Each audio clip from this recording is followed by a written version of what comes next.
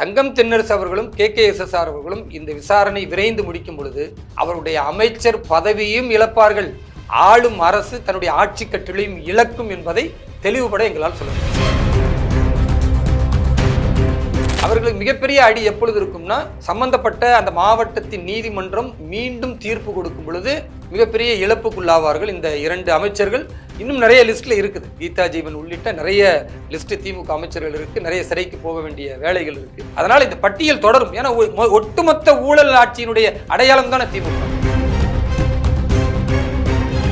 அண்ணாமலை அவர்களுடைய இந்த லண்டன் பயணத்துல எதிர்கருத்துக்களாக வைக்கப்படுற விஷயம் நான் ஓப்பனாவே வைக்கிறேன். ஒரு பக்கம் எதிர்பார்த்த பதவிகள் கொடுக்கறதுக்கு தேசிய தலைமை தயாராக இல்லைன்னு சொல்ற ஒரு விஷயம், இன்னொரு பக்கம் இங்க என்னத்தை படித்து விட்டார் அங்க போய் படிக்கிறதுக்கு. இதை இடைக்கால தலைவராகவோ அல்லது அடுத்த தலைவராகவோ யாராவது நியமிக்கப்பட்டால் யாரை எதிர்பார்க்கலாம் அப்படிங்கிற ஒரு கேள்வி இருக்கு. தமிழக பாரதிய ஜனதா கட்சியை பொறுத்த வரைக்கும் நீங்க யோசிக்கிற யாருமே இருக்க மாட்டாங்க அப்படின்றதா என்னுடைய எதிர்பார்ப்பு. நீங்க சொல்ற வார்த்தை அந்த எதிர்பார்ப்புல இருக்கிற 2ஆம் கட்ட தலைவர்களோட தலையில குண்டு போடுற மாதிரி இருக்கு. தலைமை மாற்றம் தேவையா அப்படிங்கிற அந்த விஷயத்துல வைக்கப்படுற கருத்துக்களை நீங்களும் பார்த்திருப்பீங்க. சோ அதுல நீங்க சொல்லிக்க நினைக்கிறேன். திரு அண்ணாமலை அவர்களை பார்த்து நான் அரசியலுக்கு வரலங்க. அதனால ஒரு நபருக்காக யார் வருகிறார்களோ, இந்த நபரை ரொம்ப பிடிச்சிருக்குன்னு வராங்களோ அவர்கள் தான் கவலைப்படுவார்கள். வேலையற்ற வீணர்கள் இது மாதிரியான சேனல்ல அண்ணாமலை அதை பண்ணார் இதை பண்ணாருன்னா அண்ணாமலைக்கு பக்கத்து வீட்டில் இருக்கிற மாதிரியும் எதையாவது அடிச்சு விட வேண்டியதானே. வைரலாக்கி விட்டா அது யூடியூபுக்கு ஒரு வருமானம், அவருக்கு ஒரு வருமானம், கல்லாகட்டும். அது எங்களுக்கு வேலை கிடையாது. நாங்க அதை சொல்லிட்டு போட்டோங்க. குறிப்பாக அவர் நிச்சயம் இறுதி வெற்றி பெறுவார் என்ற எதிர்பார்ப்பும், தங்கத்தை வெல்வார் என்ற எதிர்பார்ப்பும் எல்லோருக்கும் இருந்தது. இந்த நிலையில் இது போன்ற நிகழ்வு என்பது மிகப்பெரிய வருத்தத்தை அளிக்கிறது. பாரத பிரதமர் திரு நரேந்திர மோடி அவர்களிலிருந்து நிறைய தலைவர்கள் தங்களுடைய ஆற்றாமையை வெளிப்படுத்தி இருக்கிறார்கள். அதே நேரத்தில் இதுக்கு முன்னாடி ஒரு பெரிய போராட்டம் நடத்தினாங்க பிரிஜ் பூஷன். அதுக்கப்புறம் தான் ஒரு நடவடிக்கை எடுக்கப்படும்ன்ற ஒரு சுச்சுவேஷன். மிகப்பெரிய போராட்டத்துக்கு அப்புறம் தான் பெரிய தள்ளு முள்ளு அவங்களெல்லாம் இழுத்து பண்ணது. இவங்களுமே அதில் ஒருத்தர். இங்கே ஏதோ ஒரு இன்டர் பாலிடிக்ஸ் ஏதோ வேலை செஞ்சது போன்ற ஒரு சந்தேகம்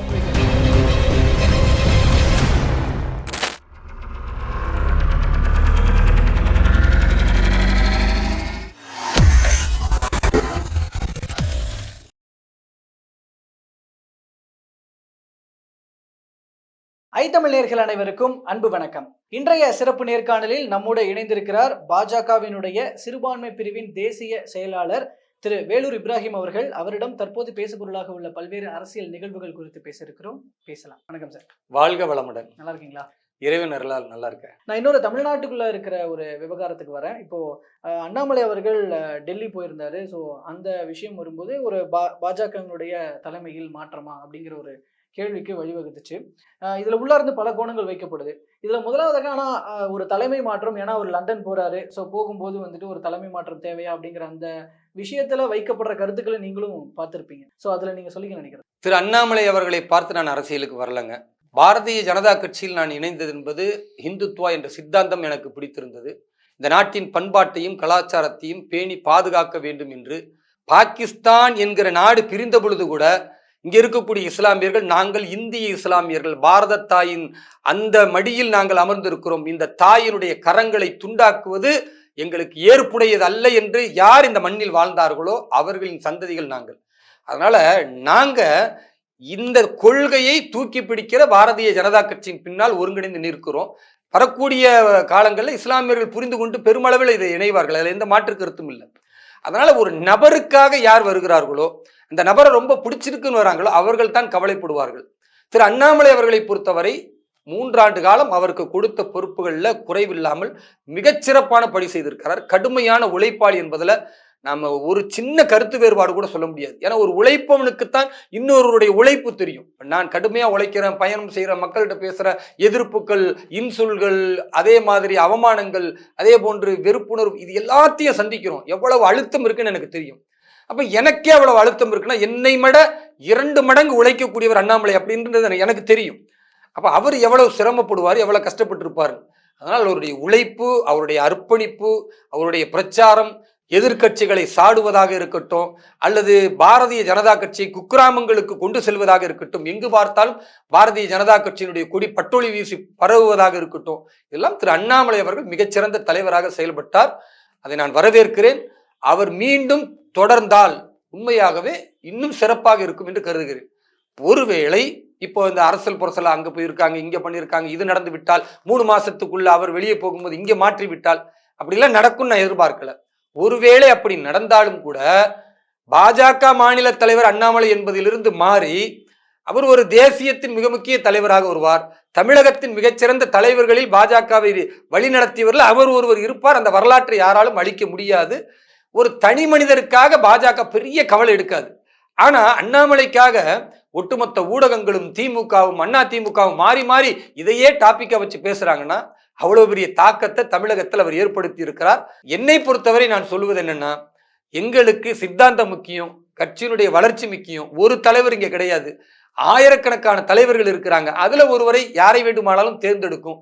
யாரை தலைவர் என்று அந்த சேர்ல உட்கார வைக்கிறாங்களோ அவர்களின் கட்டளையின் அடிப்படையில் நாங்கள் வழிநடப்போம். இதுதான் கட்சிக்கு நாங்கள் கட்டுப்பட்டு நடக்கிற விதம். இதை ஒவ்வொரு காரியகர்த்தாக்களும் செய்வோம். அதனால அண்ணாமலை மாற்றப்படுவாரா?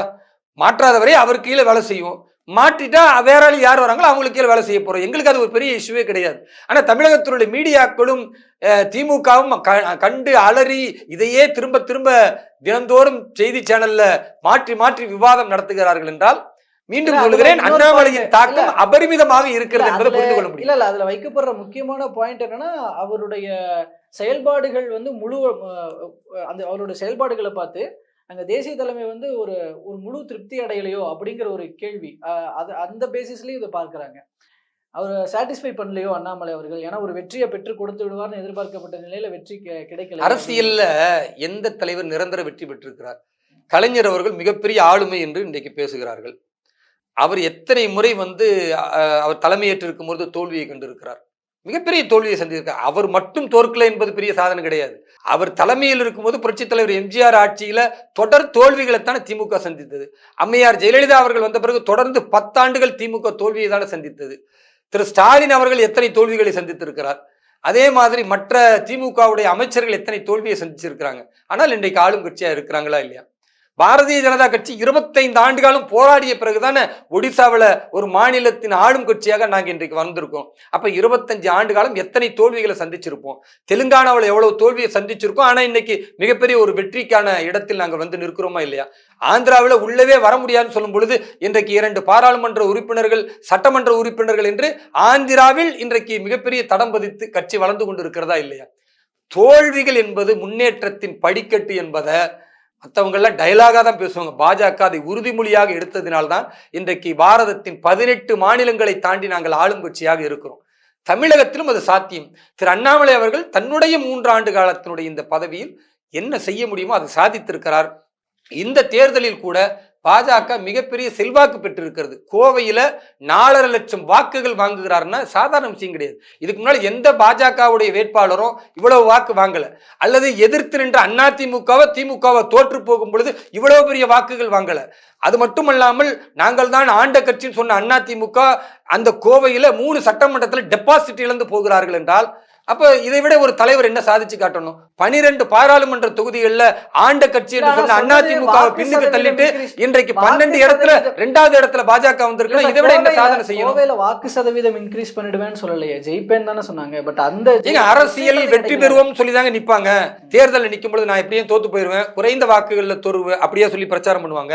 வெற்றிக்காக உழைக்கிறோம், ஒவ்வொரு தொகுதியும் வெற்றி பெறுவோம், 40 எங்களுக்குன்னு தானே சொல்லி நாங்க பிரச்சாரம் பண்ணோம். இல்ல அண்ணாமலை மட்டும் ஜெயிப்பார் நாங்க சொன்னோமா? அப்படிலாம் கிடையாது. தேர்தலில் நாங்கள் வெற்றியை நோக்கித்தான் பயணிக்கிறோம். அந்த வெற்றி கைகளுக்கு இப்பொழுது கிட்டாவிட்டாலும் வெற்றி அருகில் நாங்கள் சென்று கொண்டு இருக்கிறோம் என்பதுதான் வாக்குகளுடைய சதவிகித வித்தியாசம் உணர்த்துகிறது. விரைவில் 2026 பாரதிய ஜனதா கட்சி தமிழகத்தில் சட்டமன்றத்தை நாங்கள் ஆட்சி கட்டில் அமர்வோம். அந்த நம்பிக்கை இருக்கிறது, உறுதி இருக்கிறது, மக்களிடத்தில் அந்த எதிர்பார்ப்பு இருக்கிறது. ஸோ கரெக்டாக நாங்கள் எங்களுடைய எண்ணங்களை கொண்டு போய் சேர்க்கும் பொழுது நிச்சயமாக தாமரை தமிழகத்தில் மலரும். அண்ணாமலை அவர்களுடைய இந்த லண்டன் பயணத்துல வைக்கப்படுற ஒரு கருத்துக்கள், எதிர்கருத்துக்களாக வைக்கப்படுற விஷயம் நான் ஓப்பனாவே வைக்கிறேன். அதாவது அண்ணாமலை அவர்கள் வந்து இதற்கு அடுத்தபடியாக ஒரு உயர் பதவிகளை எதிர்பார்த்து இருந்ததாகவும், ஆனா அதுக்கு வந்து தேசிய தலைமை வந்து அதற்கு மறுத்து விட்டதாகவும், கொஞ்சம் கௌரவமா அவர் வந்து ஒதுக்கப்படுறதனுடைய வெளிப்பாடு தான் இந்த லண்டன் பயணம். கொஞ்சம் லண்டன்ல போய் ஸ்டடீஸ் பண்ணிட்டு வாங்க அப்படின்ற அந்த விஷயமாக. ஏன்னா இந்திய அரசியல்லையே படிக்க வேண்டியதுக்கோ இல்லை தெரிஞ்சுக்க வேண்டியதற்கோ நிறைய விஷயங்கள் இருக்கு. அதற்கு ஒரு ஆயுள் காலமே தேவைப்படுன்ற போது இங்கே அண்ணாமலை அவர்கள் என்னத்தை படிச்சிட்டாரு லண்டன் போய் படிக்கிறதுக்கு, சர்வதேச அரசியலை படிக்கிறதுக்கு, இந்த மாதிரியான விமர்சனங்கள்லாம் முன்வைக்கப்படுது. ஒரு பக்கம் எதிர்பார்த்த பதவிகள் கொடுக்கறதற்கு தேசிய தலைமை தயாராக இல்லைன்னு சொல்ற ஒரு விஷயம், இன்னொரு பக்கம் வந்து இங்க என்னத்தை படித்து விட்டார் அங்க போய் படிக்கிறதுக்கு அப்படிங்கிற விஷயம். திரு அண்ணாமலை அவர்களை சிறுமைப்படுத்துவதற்காக பாரதிய ஜனதா கட்சியின் வளர்ச்சியை எப்படியாவது குலைக்க வேண்டும், அங்கு இருக்கக்கூடிய நிர்வாகிகளுடைய எண்ணங்களை திசை திருப்ப வேண்டும் என்பதற்காக திட்டமிட்டு பல ஊடகங்களுக்கு திமுக ஊக்கமளித்து திமுகவுடைய ஐடி விங் மூலமாக கொடுக்கக்கூடிய செய்திகள் தான் இப்போ நீங்க சொன்ன யூகங்கள், கதைகள், விமர்சனங்கள், கட்டுக்கதைகள், இது எல்லாமே. இதை நாங்கள் ஒரு பொருட்டாவே கருதலை. அண்ணாமலை அவர்களும் இதை ஒரு பொருட்டாவே கருதலை. எங்களுடைய நோக்கம் பாரதிய ஜனதா கட்சியை தமிழகத்தில் ஆட்சி கட்டிலில் அமர வைக்க வேண்டும். அதற்கு இன்றைக்கு கேப்டன் அண்ணாமலையாக இருக்கிறார். அவர் தலைமையில நாங்கள் பயணிக்கிறோம். இந்த கேப்டன் இன்னும் சிறந்த முறையில் பயணிக்க வைப்பார் என்ற நம்பிக்கை எங்களுக்கு இருக்கு. தேசிய தலைமையும் அப்படித்தான் செய்யும் என்ற நம்பிக்கை இருக்கு. அந்த நம்பிக்கைக்கு மாற்றமாக இதைவிட சிறந்த முடிவை தேசிய தலைமை எடுக்கிறது, திரு அண்ணாமலை அவர்களுக்கு இதைவிட ஒரு உயரிய பொறுப்பை தருகிறது என்றால் ஒரு சிறப்பான ஒரு முன்மாதிரியாக அதை நாங்கள் எடுத்துக்கொள்வோமே தவிர, இது அதுக்காகத்தான் போறாரு, இது அதுக்காகத்தான் செய்கிறாருன்னா அது வேலையற்ற வீணர்களுடைய நிலையை தவிர எங்களுக்கு நிறைய வேலை கொடுத்துருக்குறாங்க. திருமண பிரச்சாரங்கள், பொதுக்கூட்டங்கள், இப்போ ஹர்கர் திரங்கா அப்படின்னு ஒவ்வொரு வீடுகளுக்கும் தேசிய கொடி ஏற்றுவதற்கு நீங்கள் ஆர்வப்படுத்த வேண்டும் என்று சிறுபான்மை அணியினுடைய அகில இந்திய பொறுப்பாளராக எனக்கு பொறுப்பை கொடுத்து நான் இப்போ இந்தியா முழுக்க சுற்றுப்பயணம் பண்ண இருக்கிறேன். காஷ்மீர், மத்திய பிரதேசம், உத்தரப்பிரதேசம், இங்கிட்டு இந்த பக்கம் கேரளா, கர்நாடகா என்று என்னால் முடிந்த இந்தியா முழுக்க அதை மேற்பார்வையிடுவதற்கு செல்றேன். அப்போ எங்களுக்கு நிறைய வேலைகள் இருப்பதனால வேலையற்ற வீணர்கள் இது மாதிரியான சேனல்ல வந்து அண்ணாமலை அதை பண்ணார் இதை பண்ணாருன்னா அண்ணாமலைக்கு பக்கத்து வீட்டில் இருக்கிற மாதிரியும் அல்லது அண்ணாமலையோடு திரும்ப திரும்ப அவர்கள் பேசிக்கொண்டு இருப்பது போன்றும் எதையாவது அடிச்சு விட வேண்டியதானே. வைரலாக்கி விட்டா அது யூடியூபுக்கு ஒரு வருமானம், அவருக்கு ஒரு வருமானம், கல்லாகட்டும். அது எங்களுக்கு வேலை கிடையாது. நாங்க அது சொல்லிட்டு போட்டோங்க, நெருப்பு இல்லாமல் புகையாது என்பதல்ல. இங்க நெருப்பும் கிடையாது, புகையும் கிடையாது. வேலை இல்லாதவர்கள் வெட்டி பேச்சு பேசுகிறார்கள், அதை நாங்கள் கண்டுகொள்வதில்லை. இதை இடைக்கால தலைவராகவோ அல்லது அடுத்த தலைவராகவோ யாராவது நியமிக்கப்பட்டால் இப்போ அதுல வந்து யாரை எதிர்பார்க்கலாம் அப்படிங்கிற ஒரு கேள்வி எழுது. தமிழக பாரதிய ஜனதா கட்சியை பொறுத்த வரைக்கும் நீங்க யோசிக்கிற யாருமே இருக்க மாட்டாங்க. நீங்க மத்திய பிரதேசத்துல முதல்வர்னு எல்லாரும் ஊடகங்கள் ஒன்று சொன்னது, அவர் முதல்வராக வரல. கரெக்டா? சத்தீஸ்கர்ல ஒருத்தர் சொன்னாங்க, அவர் வரல. ராஜஸ்தானுக்கு ஒரு முதல்வர்னு சொன்னாங்க. ஏன்னா இருக்கிற பெருந்தலைவரை வச்சு தானே சொல்ல முடியும். அப்படி சொன்னாங்க, நிச்சயமா அவங்க வரல. ஒடிசாவுக்கு முதல்வராக வர வேண்டும் என்று மத்திய அமைச்சர்ல இருந்து பல நபர்களை வந்து சொன்னாங்க, யாருமே வரல. சம்பந்தமே இல்லாத ஒருத்தர். அப்படித்தான் திரு அண்ணாமலை அவர்கள் தொடர்வார். ஒருவேளை அண்ணாமலை இல்லாத ஒரு மாநில தலைவர் வர வேண்டும் என்றால் இப்ப நீங்க லிஸ்ட்ல யாரையெல்லாம் சொல்லணும்னு நினைக்கிறீங்களோ மனசுக்குள்ளார அவங்க யாருமே இருக்க மாட்டாங்க, சம்பந்தமே இல்லாத ஒருத்தர் வருவாரு அப்படின்றதான் என்னுடைய எதிர்பார்ப்பு. நீங்க சொல்ற வார்த்தை வந்து அந்த எதிர்பார்ப்புல இருக்கிற இரண்டாம் கட்ட தலைவர்களோட தலையில குண்டு போடுற மாதிரி இருக்கு. அப்படி இல்லைங்க, நான் பார்த்ததை தானே சொல்ல முடியும். சரி, நானு தேசம் முழுக்க பாரதிய ஜனதா கட்சி செலக்ட் பண்ற ஒரு சுச்சுவேஷனை பார்க்குறேன். அப்படி இருக்கும் பொழுது இங்க யாரெல்லாம் பெயர் அடிபடுகிறதோ அவர்கள் இல்லாதவர்கள் வருவதற்கு வாய்ப்பு அதிகம் அப்படின்னு நான் நினைக்கிறேன். இதுல என்ன தவறு இருக்கு? டெல்லியில இருந்து கசியும் தகவலா இதை எடுத்துக்கிறேன். அப்படி கிடையாதுங்க, நீங்க எடுத்துக்கிட்டா ரைட்டு, ஊடகத்திற்கு அது ஓடும்னா ரைட்டு. ஓகே, நான் இப்போ இதுல இன்னொரு விவகாரமாக இப்போ திமுக ஆட்சியில அமைச்சர்களாக இருக்கிற தங்கம் தென்னரசு மற்றும் KKSSR ராமச்சந்திரன் அவர்கள் மீதான வருமானத்துக்கு அதிகமான சொத்து சேர்த்த வழக்கு அப்படிங்கிற அந்த விஷயத்த சுமோட்டோவா சென்னை உயர்நீதிமன்றம் எடுத்திருந்தது, நீதிபதி ஆனந்த வெங்கடேஷ் அவர்கள். ஸோ அதுல வந்து இதற்கு முன்னாடி அவர் விடுவிக்கப்பட்ட உத்தரவு ரத்து செய்யப்படுகிறது அப்படின்னு சொல்லிட்டு இதை புதுசா மறுபடியும் சாட்சிகள் எல்லாம் விசாரிங்க, 9ஆம் தேதி செப்டம்பர் 9ஆம் தேதி ஆஜராகுங்க அப்படின்னு சொல்லிட்டு இப்போ தீர்ப்பு வந்திருக்கு. இந்த ஒரு தீர்ப்பு எதை காட்டுகிறது? தப்பு செய்தவன் தண்டனையை அனுபவிக்க வேண்டும் என்பது தர்மம். அந்த அடிப்படையில இவர்கள் தங்களுடைய பணபலம், அதிகார பலம், பொய்யான சதித்திட்டங்கள் இவை அனைத்தையும் சேர்த்து நீதிமன்றத்தை ஏமாற்றி ஒரு தீர்ப்பை பெற்று அந்த குற்றத்திலிருந்து விடுபட்டு விடலாம் என்று நினைத்தாலும் தர்மம் அவர்களை சும்மா விடாது. திரும்பவுமே இவர்கள் செய்த இந்த கர்மா, இவர்கள் செய்த இந்த அநீதி அது அவர்களுக்கு எதிராகவே திரும்பி இருக்கிறது. அதனால் நீதியரசர் திரு ஆனந்த் வெங்கடேசன் அவர்கள் இந்த வழக்கை மீண்டும் ஸ்ரீவில்லிபுத்தூருடைய நீதிமன்றத்தில் KKSSR இருக்கும், அதே மாதிரி தங்கம் தென்னரசுக்கு அவர் சார்ந்த அந்த நீதிமன்றத்திலும் மீண்டும் விசாரிக்கணும், தினம்தோறும் விசாரிக்கணும், விசாரணையை விரைந்து முடிக்கணும், தீர்ப்பு விரைவில் வழங்க வேண்டும் என்று சொல்லி இருக்கிறார். என்றால் இந்த வழக்கில் இவர்கள் விடுவிக்கப்பட்டார்கள் என்பது தவறு, இவர்கள் மீது உள்ள குற்றச்சாட்டிற்கு முகாந்திரம் இருக்கிறது என்ற தெளிவுபட தீர்ப்புல சொல்லியிருக்கிறார்.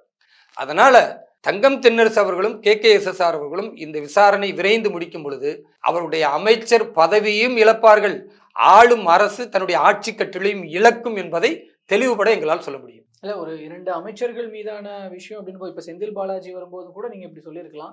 பட் அது அவரோட தானே போயிருக்கு. இங்க மட்டும் ஏன் ஆட்சி கட்டில் வரைக்கும் வரீங்க? ஒரு விழிப்புணர்வு எப்போ மாறும்னாங்க, மெல்ல மெல்ல தான் மக்கள்கிட்ட உரிச்சோம். செந்தில் பாலாஜி இவரும் ஊழல், அப்ப தங்கம் தென்னரசு அவரும் ஊழல், KKSSR இவரும் கொள்ளையடிச்சிருக்கிறாரு, பொன்முடி கொள்ளையடிச்சிட்டு போய் இப்ப தீர்ப்பின் மூலமாக என்னவா வந்திருக்கிறாரு, தற்காலிக ஜாமீன்ல வந்திருக்கிறாரு. அப்ப அத்தனை பேரும் அயோக்கிய பயல்களா அப்படின்னு அந்த காலத்து உள்ளவர்கள் பொறுத்து கொள்ளலாம். இன்றைக்கு 30-40 வயசுக்கு கீழே இருக்கக்கூடிய இளைஞர்கள் எல்லாம் மாற்றத்தை எதிர்பார்க்கிறார்கள், ஊழல் இல்லாத தலைவனை எதிர்பார்க்கிறார்கள். அப்ப அதுல யாருமே திமுகவில் தேர மாட்டாங்க. மாற்றம் தேவை என்றால் தாமரை தான் அவர்களுக்கான இலக்கு.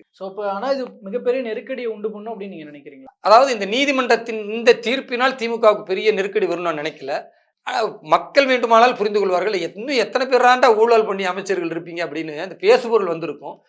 அவர்களுக்கு மிகப்பெரிய அடி எப்பொழுது இருக்கும்னா, சம்பந்தப்பட்ட அந்த மாவட்டத்தின் நீதிமன்றம் மீண்டும் தீர்ப்பு கொடுக்கும் பொழுது மிகப்பெரிய இழப்புக்குள்ளாவார்கள் இந்த 2 அமைச்சர்கள். இன்னும் நிறைய லிஸ்ட்ல இருக்குது, கீதா ஜீவன் உள்ளிட்ட நிறைய லிஸ்ட் திமுக அமைச்சர்கள் இருக்கு, நிறைய சிறைக்கு போக வேண்டிய வேலைகள் இருக்கு. அதனால இந்த பட்டியல் தொடரும். ஏன்னா ஒட்டுமொத்த ஊழல் ஆட்சியினுடைய அடையாளம் தானே திமுக. ஓகே, நீங்க சொல்வது போல நடக்குமா அப்படிங்கிறத பொறுத்து வந்து பார்க்கலாம். நான் நிறைவா ஒரே ஒரு விஷயம், தேசிய அளவுலையும் சரி இல்லை உலக அளவுலையுமே சரி கவனத்தை பெற்ற ஒரு விஷயம், ஒலிம்பிக்ல மல்யுத்தத்தில் வினேஷ் போகத் அப்படிங்கிற நம்மளுடைய வீராங்கனை வந்து இறுதிப் போட்டி வரைக்கும் செலக்ட் ஆகிட்டு, பட் கடைசி நேரத்தில் ஒரு 100 கிராம் எடை அதிகமாக இருக்குது அப்படின்னு சொல்லிட்டு அவங்கள வந்து டிஸ்குவாலிஃபை பண்ணுறாங்க. இப்போது இந்த விஷயத்தில் வந்து இது ஒரு பக்கம் ஒரு யூஸ்வலாக நடக்கிற ஒரு விஷயம், அவங்க தான் எடையை வந்து கரெக்டாக கட்டுக்குள்ளே வைக்க தவறிட்டாங்கன்ற ஒரு பார்வை இருந்தாலும் கூட, அதற்கு பிரதமர் மோடி அவர்கள்லாம் ஆறுதல் சொன்னாலும் கூட, இன்னொரு பக்கம் இதற்கு பின்னாடி ஒரு பெரிய சதி இருக்குது அப்படிங்கிற ஒரு விஷயமும் முன்வைக்கப்பட்டுக்கிட்டு இருக்கு. இதுல வந்து மத்திய பாஜக அரசுலாம் இப்போ ரூலிங் பண்ணிட்டு இருக்கிறதுனால, ஏன்னா அவங்களுடைய ட்ரைனிங்லாம் அதுல இருக்கு அப்படின்றதுனால இதுல பதில் சொல்ல வேண்டிய இடத்துல பாஜக அரசும் இருக்கிறது. ஸோ இதுல உங்களுடைய பார்வை என்ன? மத்திய அரசை பொறுத்த வரைக்கும் ஒவ்வொரு விளையாட்டு வீரர்கள் மீதும் நாங்கள் அக்கறை செலுத்துகிறோம். குறிப்பாக அவர் நிச்சயம் இறுதி வெற்றி பெறுவார் என்ற எதிர்பார்ப்பும், தங்கத்தை வெல்வார் என்ற எதிர்பார்ப்பும் எல்லோருக்கும் இருந்தது.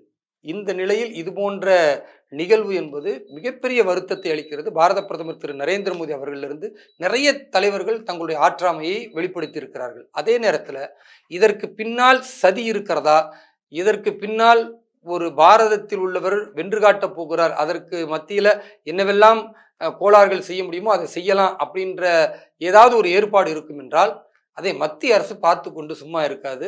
ஏன்னா அங்கே அதிகாரிகள் இருக்கிறார்கள், அவர்களும் இதை வந்து ஆய்வு பண்ணியிருப்பாங்க. ஒரு முடிவை ஒலிம்பிக் கமிட்டி அறிவிக்கிறது என்றால் அதற்கு பின்னால் கூறக்கூடிய காரணம், சான்றுகள், ஆதாரங்கள் அத்தனையுமே இந்தியாவிலிருந்து சென்ற அதிகாரிகள் பரிசீலித்துத்தான் முடிவெடுப்பார்கள். அதில் நிச்சயம் ஏதாவது ஏமாற்று வேலை இருக்கும் என்றால் பாரதத்தினுடைய ஒரு மிகச்சிறந்த வீரரை புறக்கணிப்பார்கள் என்று இருக்குமேயானால் அதை தட்டி கேட்கக்கூடிய நிலையில் நாங்கள் இருப்போம் என்பதுதான் மக்களுக்கும் சொல்லக்கூடிய ஒரு உண்மையான வாக்குறுதி. ஓகே, ஏன்னா இதுல பிரதமர் மோடி அவர்கள் இப்போ ஆறுதல் சொல்ற விஷயம் அப்படிங்கிறது ரொம்ப வரவேற்கத்தக்க ஒரு விஷயம் தான். பட் அதே சமயம் ஒரு ஃபர்ஸ்ட் உமன் ரெஸ்லராக இறுதி போட்டிக்கு ஒரு இந்தியன் போய் செலக்ட் ஆகும்போது அதுக்கு பிரதமர் மோடி அவர்கள் வாழ்த்து சொல்லலை அப்படிங்கிறதும் இப்போ ஒரு பக்கம் சர்ச்சையா இருக்கு. அப்போ வாழ்த்து சொல்லலை, இப்போ ஆறுதல் சொல்றாங்க அப்படிங்கிறதும், அப்பயே பிரதமர் மோடி அவர்கள் அதை ஒரு பெருமைக்குரிய விஷயமாக பார்க்கலையோன்ற ஒரு கேள்வி எழுது. அதாவதுங்க, ஒரு பெண்ணாக இருந்து முயன்று முன்னேறி இருக்கிறார் என்றால் வாழ்த்து சொல்லுவதை விட ஆறுதல் சொல்வது ரொம்ப அவசியம். அதை நீங்கள் புரிஞ்சுக்கங்க. நம்ம வழக்கத்தில் சொல்லுவாங்க, ஒருத்தர் கல்யாணத்துக்கு போகலன்னா கூட இளவு வீட்டுக்கு கண்டிப்பாக போகணும் அப்படின்ட்டு. ஏன்னா அந்த நேரம் தான் அவர் தேவைப்படும், அந்த குடும்பத்திற்கான ஆறுதல் தேவைப்படும். வாழ்த்து சொல்லலை நீங்கள் சொல்கிறீங்க, அது வாழ்த்து சொன்னாரா இல்லையா என்பது எனக்கு முழுமையாக தெரியல. ஆனால் ஆறுதல் சொல்வது ரொம்ப அவசியமானது. ஏனென்றால் துன்பத்தில் ஒருத்தன் துவழும் பொழுது அவனை தட்டி கொடுத்தாதான் அடுத்த கட்டத்துக்கு அவன் தயாராகுவான். அப்படிப்பட்ட ஒரு வீராங்கனையாக உருவாக வேண்டும் என்று அவர் முன்னிறுத்தி இருக்கிறார். நிச்சயமாக இந்த ஆறுதல் என்பது அடுத்த கட்ட சாதனைக்கு அவர்களை தயார் செய்யும் என்பதுதான் எங்களுடைய நம்பிக்கை. கண்டிப்பாக அப்படி தயார் செய்யட்டும். நான் இது ஏன் இவங்கள பத்தி பர்டிகுலரா இவ்வளவு பேசுபொருள் எழுது அப்படின்னா, உமன் ரெஸ்லர்ஸ்லாம் இதுக்கு முன்னாடி வந்து ஒரு பெரிய போராட்டம் நடத்தினாங்க. பிரிஜ்பூஷன் சிங் அவங்க வாங்கின பதக்கங்களை எல்லாம் கொண்டு கொடுக்கணும் அப்படின்ற அந்த லெவல் வரைக்கும் போராட்டம் நடந்தது. அதற்கப்புறம் தான் ஒரு நடவடிக்கை எடுக்கப்படுன்ற ஒரு சுச்சுவேஷன், மிகப்பெரிய போராட்டத்துக்கு அப்புறம் தான் பெரிய தள்ளு முள்ளு அவங்களெல்லாம் இழுத்து பண்ணது. இவங்களுமே அதுல ஒருத்தவங்க. ஸோ அப்படிப்பட்ட ஒருத்தவங்களுக்கு எந்த அளவுக்கு முக்கியத்துவம். ஸோ அந்த இன்சிடென்ட் கூட இந்த இன்சிடென்ட் கனெக்ட் பண்ணப்பட்டு, ஸோ இங்க ஏதோ ஒரு இன்டர் பாலிடிக்ஸ் ஏதோ வேலை செஞ்சிருக்கோன்ற ஒரு சந்தேகம் முன்வைக்கப்படுது. இப்படி நினைக்கிறது ரொம்ப அசிங்கமானதுங்க. அதாவது சின்ன சின்ன விஷயங்களுக்கெல்லாம் மிகப்பெரிய ஒரு லட்சியத்தை நோக்கி பாரதம் சென்று கொண்டு இருக்கிறது. ஒரு சாதனை நிகழ்த்தக்கூடியவர்களை சிறுமைப்படுத்தணும் அப்படின்ற எண்ணங்கள்லாம் கிடையாது. இது வந்து அதாவது இதெல்லாம் கேட்கும்போது என்ன தோணுதுன்னா, என்ன குற்றச்சாட்டை வேண்டுமானாலும் திரு நரேந்திர மோடி அவர்கள் மீது வைக்க முடியும், என்ன அவதூறை வேண்டுமானாலும் பரப்ப முடியும். அப்படிப்பட்ட மனிதர்களும் இந்த பாரதத்தில் இருக்கிறார்கள் என்று நினைக்கும் பொழுது உண்மையாகவே அருவருக்கத்தக்க ஒரு நிலைதான் தோன்றுகிறது. பேசக்கூடியவர்கள் பேசட்டும். நாங்கள் தர்மத்தின் அடிப்படையில் ஆட்சி செய்கிறோம். இந்த ஆட்சி நல்ல விதமாக தொடரும். ஓகே. ஸோ பொறுத்திருந்து பார்ப்போம் சார். ஏன்னா எதிர்கட்சிகள் வெளிநடப்பு பண்ற அளவுக்கு இந்த விஷயம் பேசுபொருளா இருக்கு. இதுல போதிய விளக்கம் அரசு தரப்புல இருந்து வருமா அப்படிங்கிறத பொறுத்திருந்து பார்க்கலாம். அதையும் எதிர்பார்க்கிறோம். ஸோ பல்வேறு நிகழ்வுகள் சார்ந்த உங்களோட பார்வைகளையும் கருத்துக்களையும் எங்களோடும் எங்கள் மூலமாக மக்களோடும் பகிர்ந்துகிட்டதுக்கு ரொம்ப நன்றி. நன்றி, வாழ்த்துக்கள்.